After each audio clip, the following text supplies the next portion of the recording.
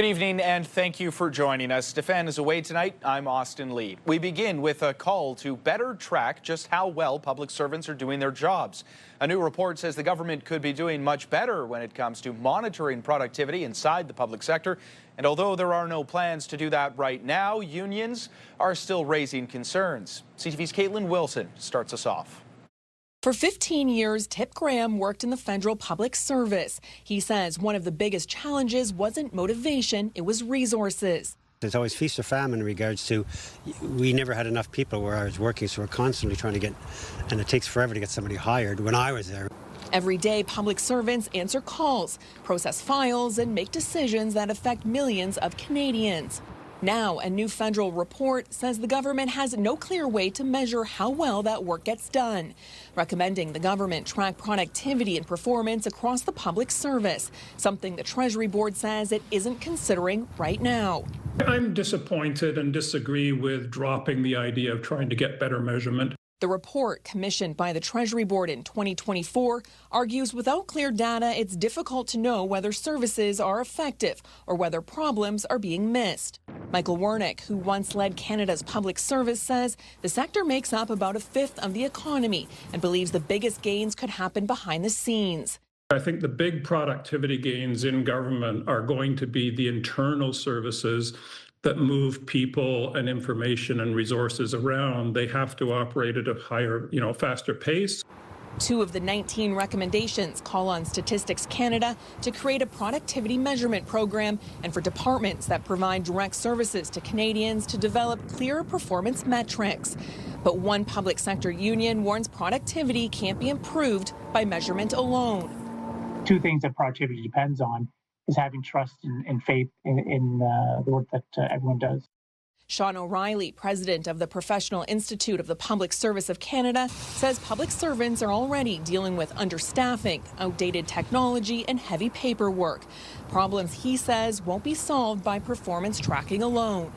I look at our scientists and our researchers, they're working in dilapidated labs and they do not have the tools or the expertise in those labs to do the work that they need to do. And that is very problematic. Caitlin Wilson, CTV News.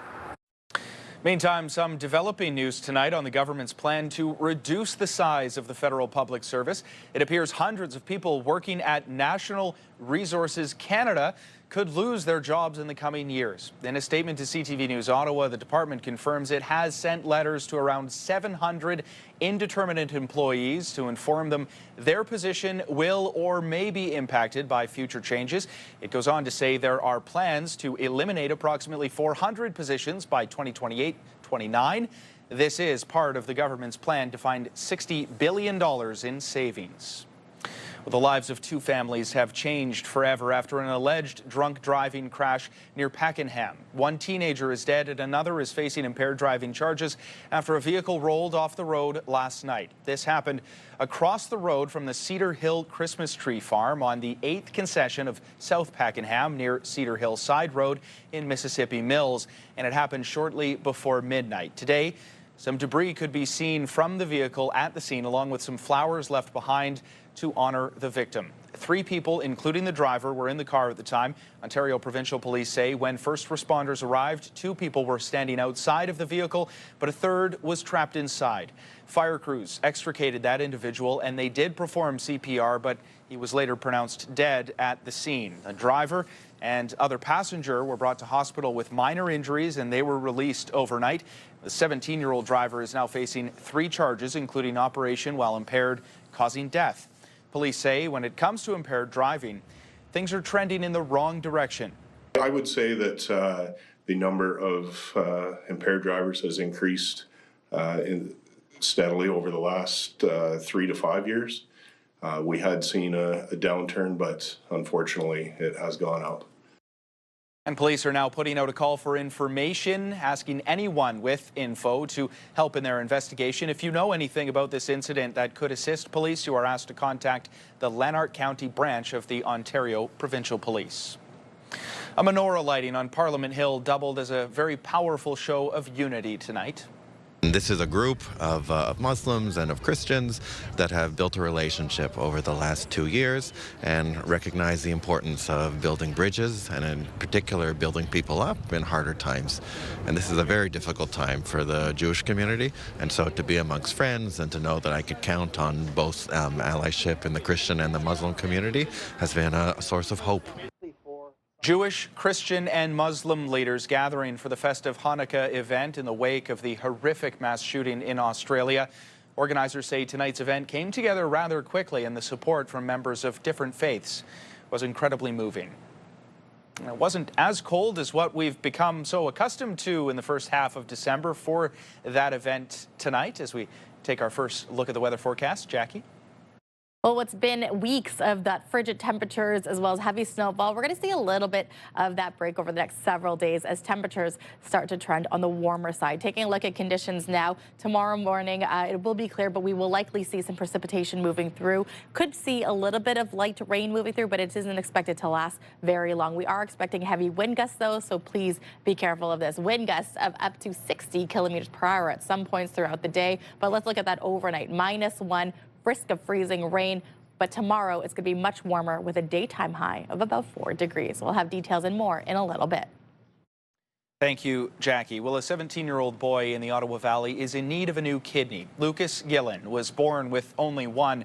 He has chronic kidney failure, and if he does not get a second kidney in the new year, he could face a very difficult path. CTV's Dylan Dyson has his story. This here's Big Joey, or yeah. And this is Stubbs. To this point, 17-year-old Lucas Gillen has been your typical teenager, feeding his family cows, learning about cars, and getting out on the river to fish. But all of that may start to change in 2026. In the new year, if a kidney transplant is not available yet, I will be starting dialysis. Not a normal evening activity for your average 17-year-old. So every night, I'll have to be hooked up to a machine. And it will transfer the toxins out of my stomach. I don't want to do it, that's for sure.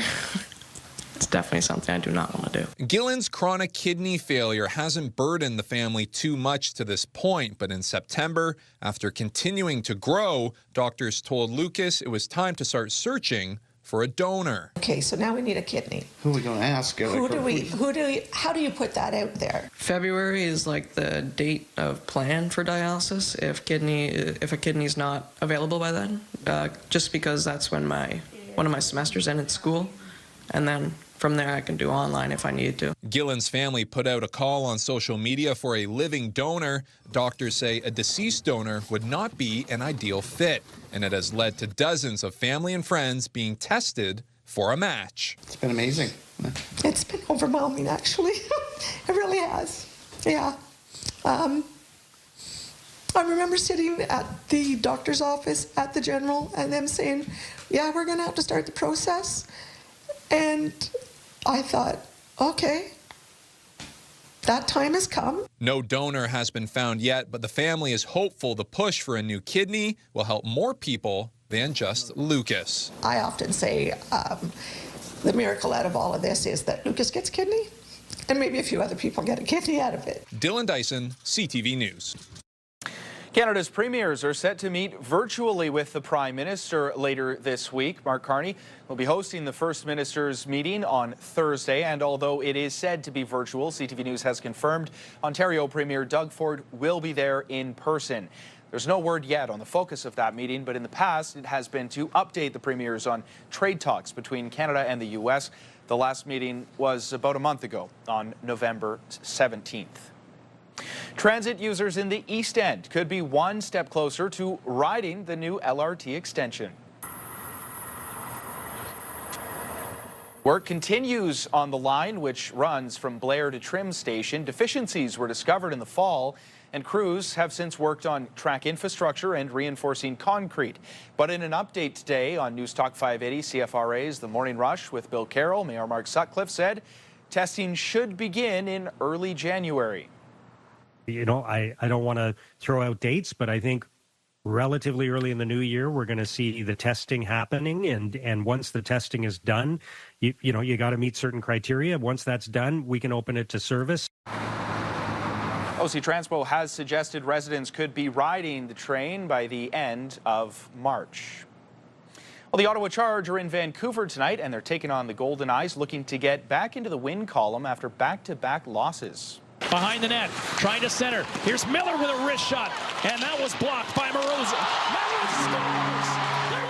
This game is still underway. Katie Chan there with her first of the year, actually the first of her PWHL career for the Golden Eyes. Vancouver would then make it 2-0, and that is where the game currently sits at the end of the second period.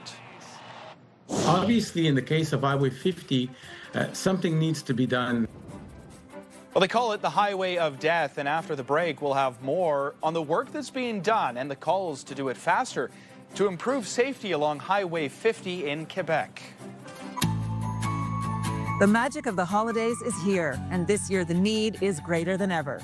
Let's ensure every child in our community feels the joy with CTV and Move 100's Toy Mountain. Together with the Salvation Army, we can help spread cheer and make a child's wish come true. Drop off any new unwrapped toy to the designated drop-off locations or make a monetary donation online. For all the details, visit toymountain.ca, presented by Donnelly Automotive Group.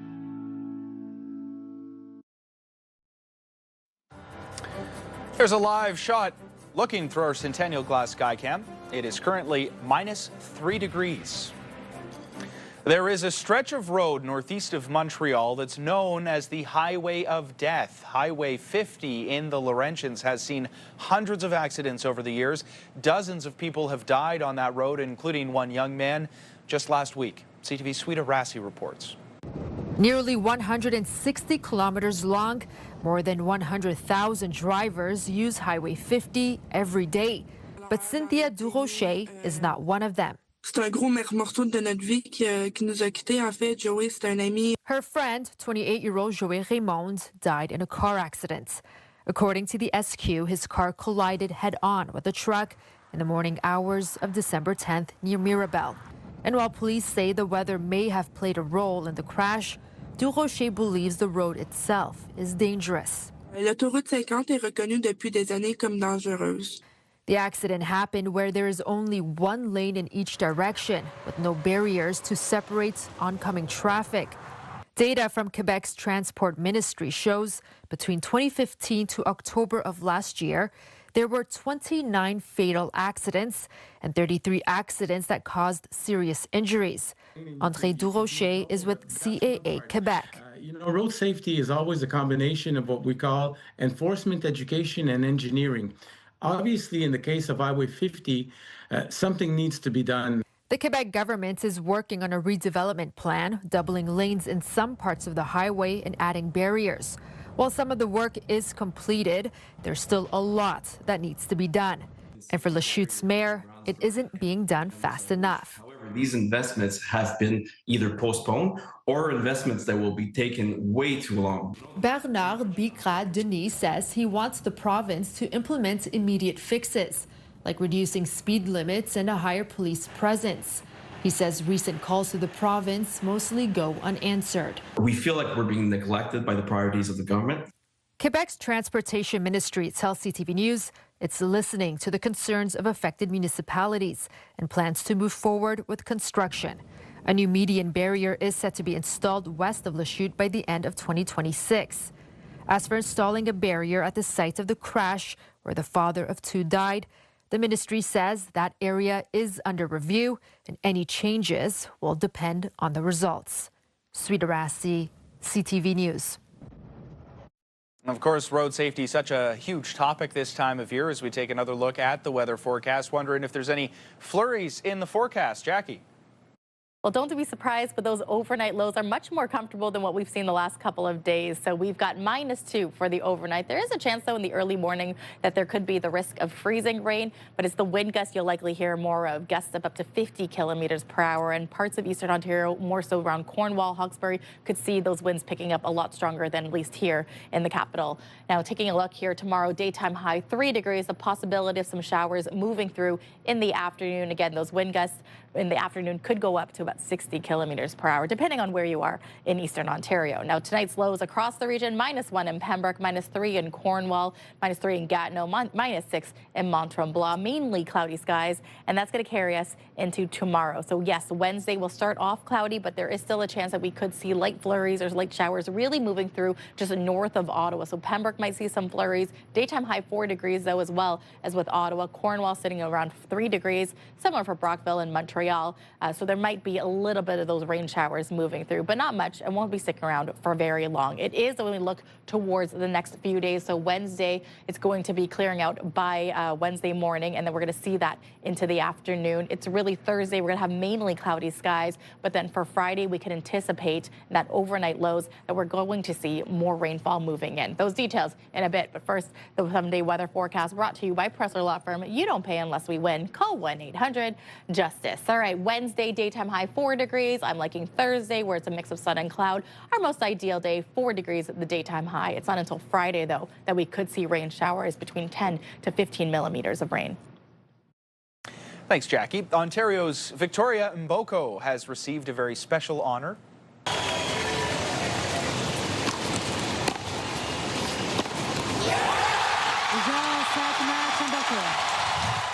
She has been named Newcomer of the Year by the Professional Women's Tennis Tour. The Canadian star raised in her rankings from outside of the top 300 to inside the top 20 after a really impressive 2025 campaign. The highlights included winning the WTA 1000 National Bank Open in August and a WTA title in Hong Kong just last month. Some children won't have a Christmas dinner, and this makes sure that everybody does. Just ahead, a special Christmas meal delivery to students at an Ottawa elementary school. Get the latest live local breaking news. Sign up now for our morning and evening CTV News Ottawa newsletter. The best local content from CTV News, Your Morning Ottawa, and News Talk 580 CFRA. Get it all in one place. Sign up now at ctvnewsottawa.ca. The CTV News Ottawa newsletter is brought to you in part by CAA Business. Canada needs to be its own best customer. The federal government's policy, the Buy Canadian policy, is now in effect. The strategy is meant to ensure Canadian products, materials, and workers are prioritized in federal procurement decisions. It applies to the government's new major projects and housing offices, defense procurement, and community infrastructure projects. The first stage of the policy requires contracts valued at $25 million or more to prioritize Canadian businesses and materials. A West Ottawa school was full of Christmas spirit today. Students and staff were treated to a traditional Christmas dinner thanks to a local entrepreneur, first responders, and volunteers. CTV's Peter Sperling was there. You think you're strong enough you could carry that for me? Police vehicles filled with festive meals. Not usually throw in a couple of bad guys or bad girls, but today we got Christmas lunches. There we go. Ottawa Police delivering nearly 300 Christmas dinners to students and staff at Dr. F.J. McDonald Catholic School in the Britannia Beach neighborhood. Tastes really good. Grade 6 student EJ enjoying the holiday feast. Corn, turkey, mashed potatoes. The school celebrating Christmas early. The people who gave us this was super kind. Local entrepreneur Gregory Abouker serving up joy with help from family, volunteers, and donations. When I started a few years back, it just ended up being a tradition that I carried on throughout the years. And I'm continuing to do it now because I just think it's the right thing to do. And, you know, to see the smiles on the kids' faces, you know, and the cheer that it brings them, I think it's all worth it. Some children won't have a Christmas dinner, and this makes sure that everybody does. Everyone at the school looking forward to this each year. We have many families who are financially challenged, who have to struggle to make ends meet, and so we're happy to have things like this. A break from the everyday for police officers, too. Yeah, we're happy to switch things up and get some FaceTime with the kids, and, you know, it's Christmas time, so we're all happy. It's not just about the food. Hanging out with my friends and having fun. I think it's wonderful that we're here today. Smiles, joy, the true meaning of Christmas. Thank you, and Merry Christmas! Peter Sperling, CTV News. And Canada Post says any kids who write to Santa with their wish list will get a response this year. All letters with the ho-ho-ho postal code that were mailed by December 8th will be delivered. The Crown Corporation says it cannot confirm exact delivery dates, but Santa will respond to each letter, as he always does. More than 1 million letters are delivered to and from the North Pole each year. Last Christmas, there was a strike, of course, by postal workers, and that meant St. Nick could not respond, but I'll bet you the big man himself made sure to read each letter. While our bookings in the United States are down, it doesn't mean that Canadians are traveling less. They're simply choosing different destinations. Just ahead, the number of Canadians packing their bags for vacations is increasing, but people are avoiding travel to one notable spot. We'll share some of those top destinations they are choosing instead. Well, the Bell Media building is lit up bigger and brighter this year thanks to our friends at Christmas Decor from Nutrilon. Of course, Canadians are deciding not to travel to the United States a whole heck of a lot more often this year as the trade war between Canada and the United States continues. CTV's Pat Foran has more on where Canadians are choosing to travel. When it comes to Canadians choosing to travel to U.S. destinations, Flight Centre says its bookings were down substantially in 2025, and it expects that to continue into next year. We're down close to 40% year over year in travel into the U.S. G Adventures, a company that specializes in small group adventure travel, has noticed the same trend. While our bookings in the United States are down, it doesn't mean that Canadians are traveling less. They're simply choosing different destinations. So where are Canadians going? According to Flight Centre, there has been a huge increase in interest to travel to Turks and Caicos, St. Lucia, Japan, Colombia, and Switzerland. Many people are looking for good value and are willing to travel further and stay longer. We've seen an incredible increase to somewhere like Japan, where their dollar does stretch a bit further. Places like Australia, the Canadian dollar is stronger than the Australian dollar. So Canadians, once they get there, they feel that they can really stretch their dollar. G Adventure says its top destinations for next year include Peru, Morocco, Costa Rica, Thailand, and Japan. It's also finding travelers want to vacation when it's less crowded. People are trying to avoid the kind of over tourism. So they're choosing to travel during quieter times. So it's not quite as busy. And they also save some money doing that as well. And more people are also choosing to go on trips by themselves. We're really popular with solo travelers.